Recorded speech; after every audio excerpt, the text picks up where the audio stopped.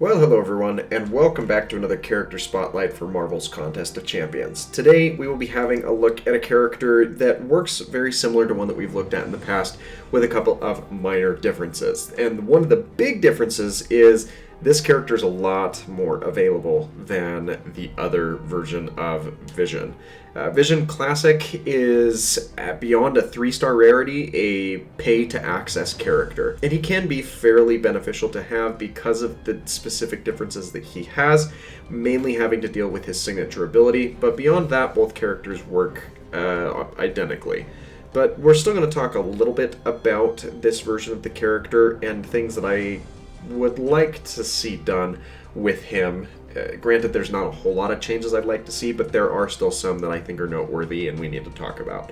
As we jump into this character breakdown, make sure that you check to see if you're subscribed to the channel for that daily variety content, and if you enjoy this video, make sure that you drop a like. So going over the way that Vision Age of Ultron specifically behaves, a lot of this is going to sound fairly familiar if you've watched the previous one. So we have our special attacks, which anytime a special attack is used by Vision and the opponent is brought to 0 power as a result of that special attack, the opponent will gain a heal block debuff for 7 seconds. The special attack 1 burns up to 39% of the target's max power, which is just over a full bar.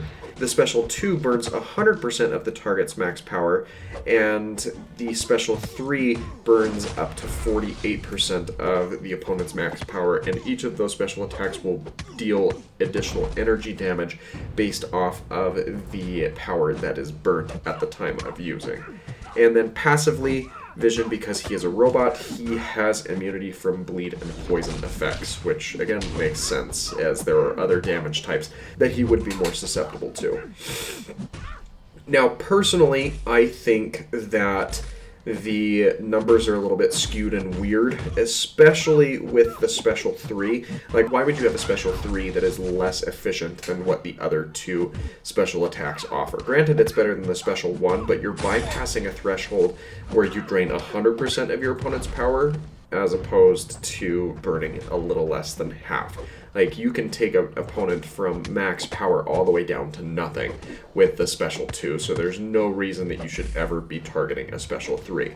So one of the really big changes that I would like to see is giving the special 3 either a matching power drain to bring the target guaranteed down to 0%, or if you're not going to change that, the other thing that I would accept in addition to that is placing a power lock on your opponent so they cannot increase in power for a certain time frame after the special 3 is used. I feel like that would be a very useful trade-off in that circumstance, and actually that's kind of what I'd rather prefer to see, is the ability to lock your opponent at a power threshold for 7 to 10 seconds, as opposed to having absolutely no secondary beneficial effect at all. Like, as it currently stands, you should be using the special 2 almost constantly, occasionally using the special 1 if there are special attacks from your opponents that you're particularly wanting to avoid, just because some characters have one special attack that's much easier to avoid than a different one that's in their kit.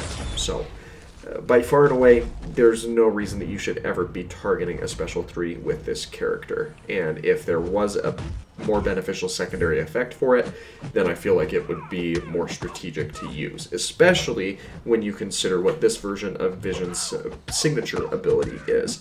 Because as opposed to gaining power passively once every 30 seconds, this version of Vision will take a certain percentage of your opponent's power as he uses it, and as he levels that up, the percentage of power that he steals away from his opponent does increase, and I believe that it eventually ends up being a full bar's worth of power. So if you drain your opponent's power when they are full up and ready to unleash a special 3 and you take them down to nothing, if you were just barely at that special 2 range of power, then you should have a special 1 ready to go again. And not that you'd use it at that point, because you can then do some backdraft intercepting play against your opponent in order to get them back up to a higher power level where you would get more of a benefit of using a special 2 yet again against them. But we've talked about one of the big changes that I would like to see. Again, I really think that there would be a huge benefit to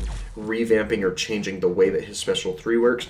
I'd also love to see some animation variants on his special attacks, especially because it gets a little bit old when you have the same special attacks on multiple different characters. I still think that you should make good use of what he's canonically known for, and maybe try and tailor it a little bit more specific to what we've seen from the MCU, especially because this version of Vision is specifically modeled after what we've seen in the films.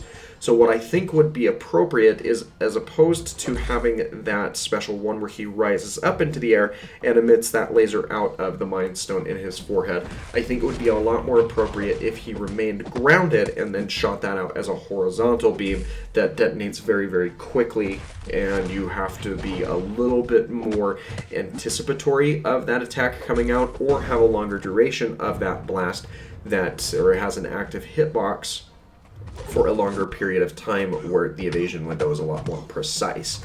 And then for the special 2, I honestly don't think that it would be unbelievable to have him use some more of that animation that we currently see with his special 3, where he disappears down into the ground. And I think that it would be beneficial to have that as an unblockable attack that requires very specific timing to avoid if you are going to try and evade it. So honestly, I think that that would be a lot better for the character if he dove down or sank down through the ground. He could even just kind of cross his arms, sink down into the ground, and then pop up immediately below the character, and you just kind of have to be familiar with the visual or audio cues to get away from it, have the attack be unblockable, and still leave it with the same effect. I just think that making the character a little more versatile in how he behaves with those animations would be a lot more appropriate.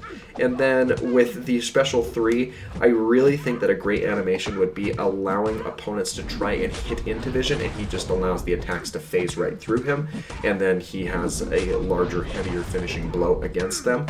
It also would be kind of cool to see if he had some sort of phase mechanic that he could activate, either actively or passively, periodically throughout the fight. I don't think you would want to lean as far into that as perhaps Ghost and the way that her kit works, but I think that that would be really fun to see because he does have a lot of fun with that particular mechanic and uses it very well in those type of circumstances. But what do you think? Do you think that there are changes that need to be made to Vision? Do you want to see him remain the way that he has been? Be sure to let me know what your thoughts are in the comments down below. And again, if you enjoyed today's video, make sure you leave a like. Thanks for watching, and I hope that you have a fantastic rest of your day.